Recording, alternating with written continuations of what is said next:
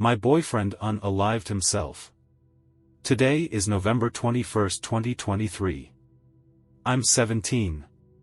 I'm still in high school, I work at McDonald's and I have no idea what I'm doing with my life yet. I have a lovely boyfriend, he's 18.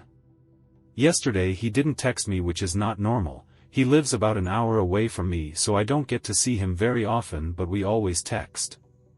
He had work from 10 to 3, then he went to go hang out with his friends. And by 7 I got really worried. I started calling him and I called him 15 times, and by 8 his phone started to go straight to voicemail.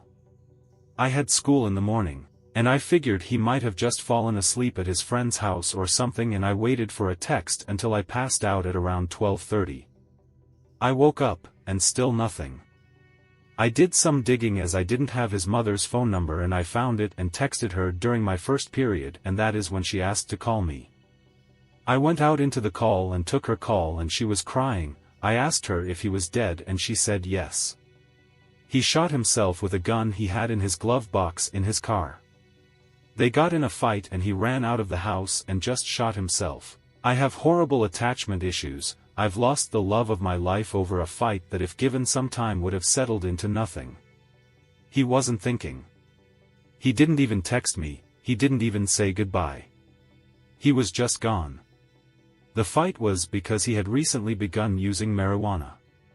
I also used and I thought nothing of it, but the night before we were on call and he told me he wanted to get into harder things. We had a bit of an argument about it and I told him I thought he was being stupid. We talked about some other things, and the call ended as I was almost asleep. I didn't think that would be the last time I would talk to him.